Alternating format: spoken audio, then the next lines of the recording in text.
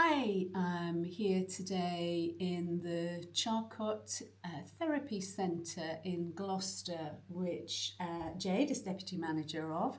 Jade, tell us a little bit about the Charcot. How do you pronounce it, first of all? Charcot. It's the French word, Charcot. The Charcot Centre. We had it rebranded a couple of years ago. It was originally started as the MS Information Therapy Centre. So the centre the charity itself is over 40 years old now.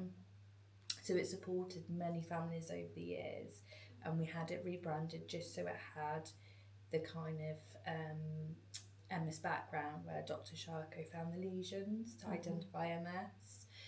So we've still got that in our background, but we obviously cater for anyone and everyone. So we have lots of alternative therapies here, ranging from hyperbaric oxygen all the way down to things like acupuncture, deep tissue massage, managing memory, which you run. So a lot of different therapies we offer here.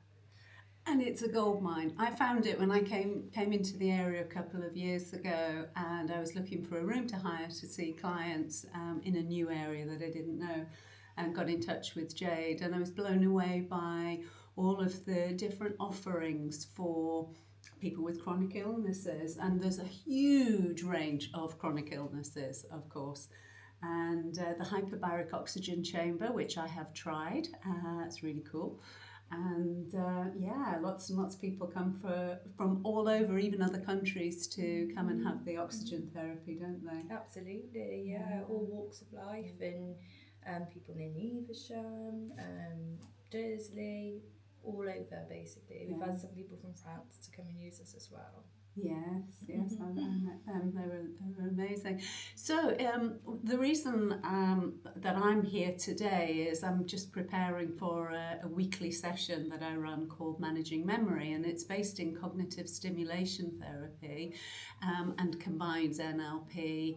And basically it's for anybody who has difficulty with their memory, whether that's brain fog, whether it's dementia, and all sorts of chronic illnesses contribute to sort of fuzzy brain. So we run sessions to help people to get the best out of their brains by being creative, having fun, and it's really cool. However, we've come a little bit early. I've come in a little bit earlier today to talk to Jade about, well, first of all, because you told me it's National Podcast Day. Who knew that was a thing? Obviously, we know now. And we thought it would be really cool to have a little podcast about the Charcot Centre. And I asked Jade when we decided to do this, I said, well, find out some questions from some of your members. This fabulous charity has a big membership. Get some. What do people want to know? What are the big questions that people come up with? So over to you. What's the thing that most people... For a lot of our membership base, they come across this. So we deal with a lot of people with chronic illnesses. That can happen, as soon as they wake up in the morning, particularly, if they're already in bed and they've got, all this chronic pain and fatigue. It's so easy for people to say, oh, okay, like you've got to pace yourself, or you've got to, but what if, people have got jobs to get to, or they've got children to get to school? What could they do in that moment of what you could say is a crisis to kind of prepare them for the day ahead when they have got, really bad chronic pain? Is there any kind of quick wins or? That's a really good way of looking at it. There are a couple of things that immediately spring to mind. As Jade's talking, she used the word crisis, and when you say that word, it has a particular resonance in the nervous system. And so my first invitation always is to listen to the language, and if you replace crisis with blip or something that is softer, you already begin to relax a little bit. As if you go, oh, I'm in crisis, I'm in pain, you beginning to accelerate those pathways. Okay. So the language is helpful. another thing to think about when you wake up in the morning, which was your question, when you wake up in the morning, what some people do is they go, "Ooh, how am I today?" So they go inside and do a body scan. How am I today? Now, it depends what you're looking for. So that part of your brain, the reticular activating system, that is following a pathway of searching for something. What is it searching for? And the problem we have with chronic pain is the brain goes up searching for the pain signals. Yeah. And so it's going to find them.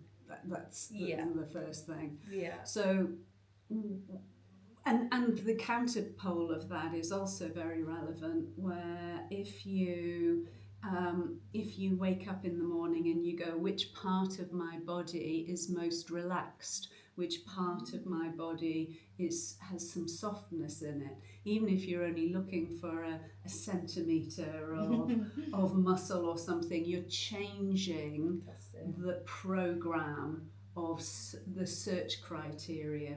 So you know what it's like. You go into Google and you say chronic pain, you're going to get pages and pages and pages of chronic pain information.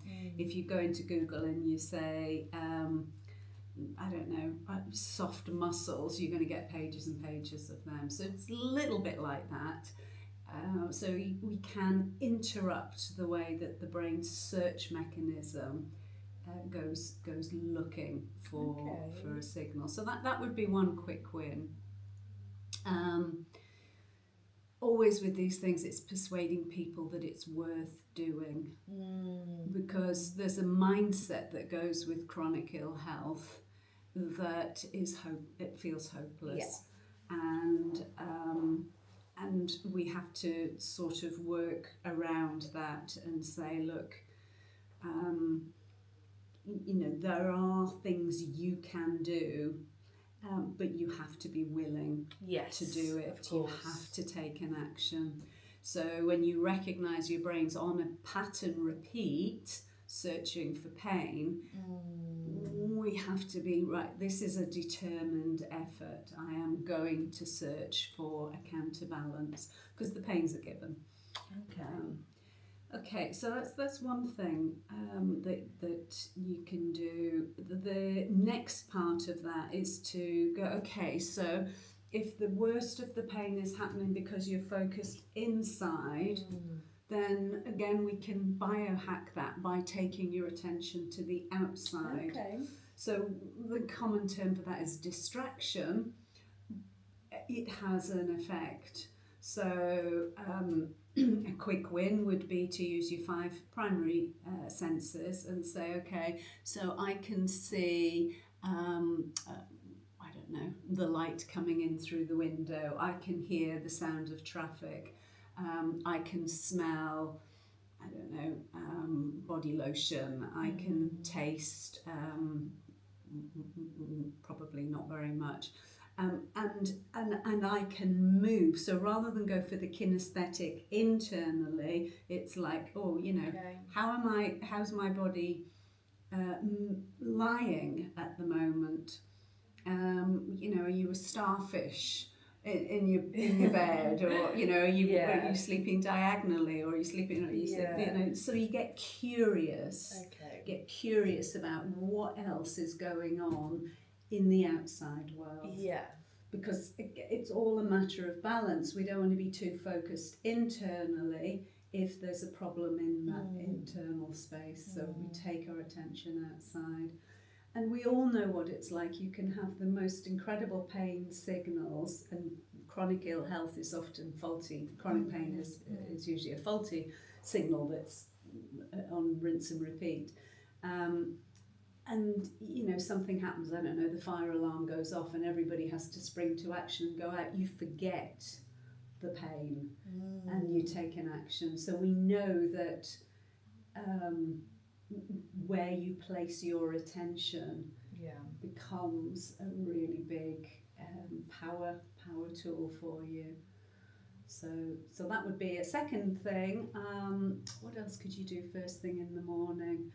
You can set your day up with a somatic experience like breath work.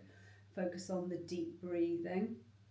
I'm a big fan of starfish, stretching your body out as wide as you can, opens up your chest, stretch your fascia out, if you can make your arms and legs as wide as possible and actually add some tension into that, waking up your body in a gentle way.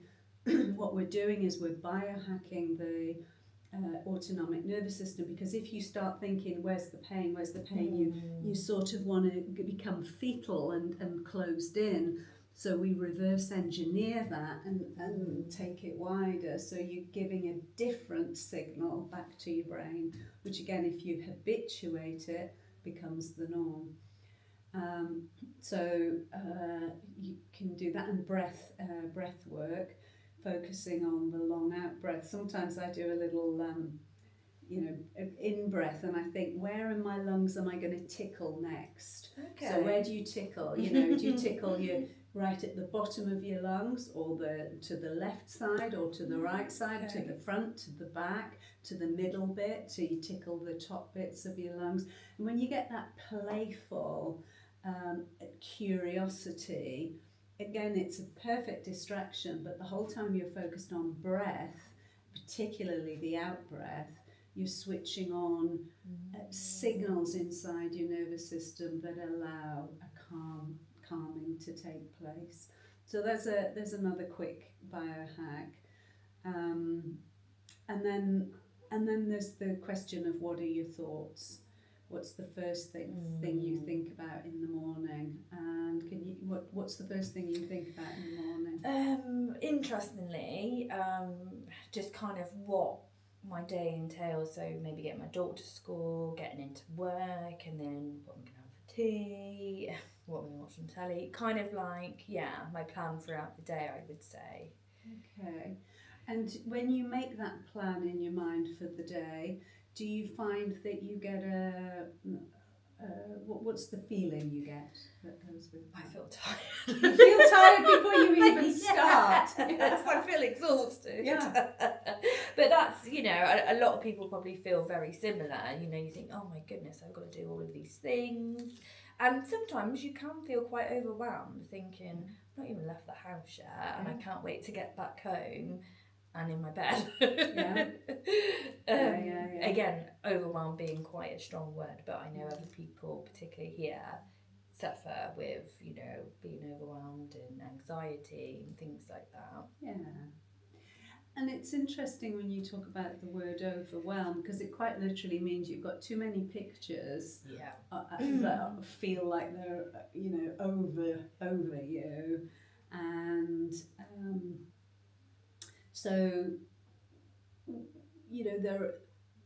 the interesting thing about giving advice like this is we're doing general advice, but I'm always interested in the specific individual, because everybody does overwhelm in different ways. Okay. So for you, if you're, you're thinking, I've got to do this, I've got to do that, I've got to do this, I've got to do that, recognizing the whole time you're getting so those thoughts, your body is saying, right, I've got to take action, I'm going to have to prepare for it, I'm going to have to prepare for action, I'm going to have to prepare for action. Yeah. So the chemistry that you're getting your body is producing is like adrenaline and cortisol and pumpy, there we go, action.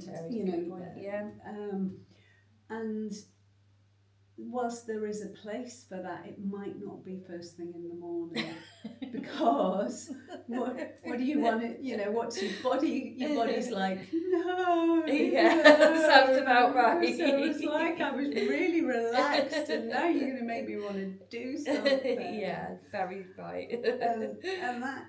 And that, we're just like, if it's not working out for you, you've got to do something else. That's the key thing. Yeah. If it's working for you, great, carry on. If it's not working for you, then do something else. And maybe there's a midway of just a little adjustment. So a quick win with that is ask yourself a question that lifts your spirit. So a question might be something like, I wonder, yeah, I don't know. I wonder what's going to be the highlight of my day. Oh, that's good. So try it. You know, when you say that, I wonder what's going to be the highlight of my day. What happens? Just feel happier and probably more relaxed as well. Yeah. So, you know, it softens, and you pointed to your gut because that's where we feel it. Yeah, very often definitely. the enteric nervous system, second brain, and all that. You know, if you start to think, oh God, I've got all these things to do, the gut's like clenching, and so what we can do is biohack it and get it to soften a little bit by saying, oh, I wonder what you know, what's going to be the happiest moment of today, or I wonder how, you know, by the end of today, when I've done all of these things, I'm really going to feel very, whatever, you know, happy, satisfied, relaxed, calm. So it's the interaction of your thoughts and your body, because your thoughts are preparing your body for action. Very good point, yeah. And likewise, I often ask the question, what's the last thing you think about when you go to bed? When you just before you go to sleep? What we've got to do tomorrow. Exactly. So you, and then your body is trying to go to sleep, but you've triggered a whole thought process. Makes sense. And the chemical, you know, the stress chemistry. And so even if you do go off to sleep quickly, your subconscious is still going, well, I've got all these things I've got to prepare for. So you tend to have a more interrupted sleep. Makes sense. So what we need to do is to find a way to put aside those worry spears, so that you clear the path for good quality sleep. And a quick win for that is, I wonder if, you know, I wonder what, you know, how relaxed I might be, you know, or I wonder what lovely dreams I'll have tonight, or, you know, I wonder what my sleeping position will be, or any number of kind of curiosity questions, but it takes the flashlight away from what have I got to do tomorrow, and I'm going to sleep preparing for action the next day, and it's not even needed yet. Very good point, yeah. And pain signals are infinitely worse when there's tension in the body. So what we're looking for is a way to find deeper relaxation, because it's a vicious circle. You know yourself, you're in pain, you tense up. The more you're tense, the more the pain signals are stronger. The more they're stronger, the more and so you're in that negative spiral. And sometimes we just reverse engineer it. So, you know, doing some kind of movement practice, depending, everybody has the anatomical or medical or physiological restriction, but even something like starfish, you know, something very simple like closing the body, opening the body, stretching wide, and then hugging yourself, and then stretching wide. You've now made a decision to do something that's really helpful. You're moving part of your body through a range of movement, and when you open your chest, you're saying to the subconscious mind, hey, I'm safe, because in nature when we get stressed we do this to protect ourselves. So, you know, some kind of movement to get yourself into the body as best you can without judging it, and that's a huge thing. Judge being a very strong word, isn't it? You know, I should be able to. I used to be able That's to. you know, for a lot of people with chronic illnesses, it's almost like they go through a grieving process of the life they once had to the life they're having now. So I think that's something that really does come up a lot. I should be able to do this, or I used to be able to go for walks and go to the gym and all of these things. So that's a really good point. Yeah. What does that do in the system when you say those things, when they say those things? But what happens? What's your... I think sadness. Mm-hmm. Yeah, sadness, and you release. I would say you feel quite sad and down, potentially a little bit depressed. So there's a sense of loss, isn't there? Yes, yeah. And that's the irony, because our brain tricks us into thinking that you had something and you've lost it. So, again, another little hack is to recognise when your attention is on the past of what you have had. Yeah, very good point. Then you're looking in the wrong direction. Yes. And your body can't move forward easily. Okay. So it's present and forward, yeah. Richard Bandler often talks about it's like driving your car, looking through the rear view mirror. Very good point, yeah. You're in the wrong, your attention's in the wrong place. So this is an obstacle for many people, because they get so focused on what they have lost and what they used to be able to do, or they compare themselves to others, look what they can do. Yeah. All of those things are true, but you cannot change it. So what is the point in using your energy? And particularly with chronic ill health, you're in an energy deficit, so there's the fatigue and so on.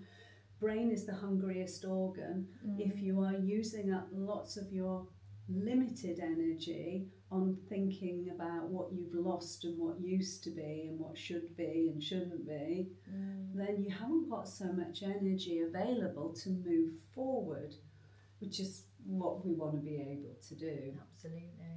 So sometimes there's a bit of healing work involved in that, and making peace with what is true for you now, what is the reality of now, and then looking forward to what's possible. What's possible, and you do not know the answer to that. You do not know whether it's possible for you to do the splits or absolutely not. But you don't know. Very good point. And so you've limited yourself right now. Yeah. I wouldn't. Well, in my mind currently, I wouldn't get back up. So. Well, we didn't add that bit in, did we? You need to get down. So that what does that do when because you've got to give the organism, that's your mind and body and your nervous system and all the moving parts, a direction. And if you're facing the past, you really aren't going anywhere, and people get stuck. Yeah. So what we want to do is reorientate them and give them something to start to get the forward movement. Go in, absolutely. That takes a bit of, for some people that is tricky, and some people will refuse for lots of complex reasons that we won't go into now. But the movement towards, it's like, well, what if? And if you can imagine it, you're already changing your GPS. And you know this from your NLP training. You know, when you can imagine something, your brain goes, oh, now I've got somewhere else to go to. Yeah. And that's a really a gentle way of starting the forward movement. So, I wonder what's possible for my body today. And that's a moving feast. And I wonder what's possible for my body in 2, 5, 10 years' time. Okay. So we also want to play the longer game, which is to arrive at the pearly gates, having lived the best possible life for us. And if you run the movie forward of well, you know, my life's hopeless and it's in a downward spiral because I've lost all of those things that existed previously, doesn't play out through time very well. Whereas if you can kind of turn it around and open it up and go, well, you know, I wonder what it would be like, just an entertainment of an imagination. I wonder what it would be like if I could walk around the supermarket unaided. I wonder what that would feel like. And you invite your body to find a resource that exists, and it could become the template for you to move forward. Fantastic. So you're wanting to work with the future possibilities, and even when those old beliefs pop up like, well, that'll never happen, none of us are fortune tellers. Very None true. of us are clairvoyants. We No. don't know what's going to happen. So your power source is where you place your attention. And that's the number one thing. Where are you looking at? Where is your attention? So the summary of that is, you know, are we paying attention inside or outside? Both are valid. If the problem is inside, take your attention outside. If the problem's outside, take your attention inside. You know, through time, are you focused on the past, the present, or the future? The past is useful to get a resource so that you can move forward. Thinking about the way that your brain takes thoughts as little indicators to release the chemistry to get your body to start moving. So those are the quick wins. Yeah, fantastic. What for you resonates most? I think where I put my attention, and I think obviously suffering with long COVID and everything's myself, it is sometimes as soon as I wake up in the mornings it's like, oh my gosh, what am I going to move and what's going to hurt? So Yeah. I will bear that in mind, you know, moving forward. Yeah. You know, oh, what feels comfortable, or, you know, I can move a bit more. And particularly, like you said, the strong word of overwhelm, instead of thinking, right, okay, I feel overwhelmed, I can see probably why I'm already feeling quite tense and almost like I don't want to get out of bed sometimes because I've got so much to do, and my body is obviously processing pain, and obviously my mind's overwhelmed. So definitely about being more aware of what language I'm using as well, and just processing things a bit different. And that very, you know, if you tune in, we use the word calibrate, tune in to what your body is doing.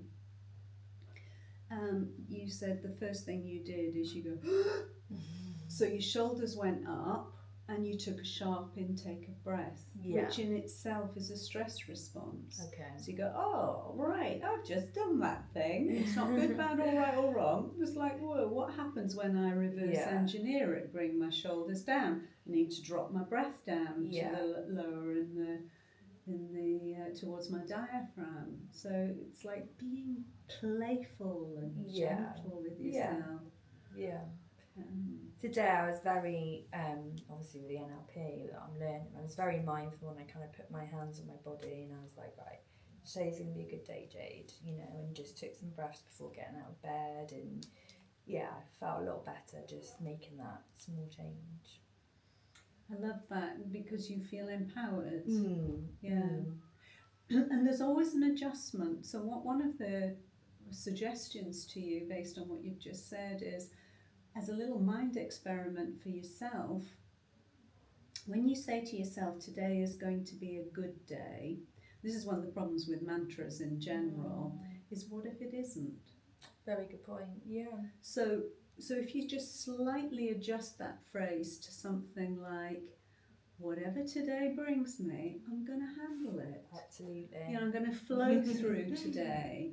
You know, this is I'm going to flow through today, and even if, you know, whatever happens, because then you're not lying to yourself. If you say today's going to be a good, it's what parents do with their kids. They say you're going to have a great day, and then the kid doesn't.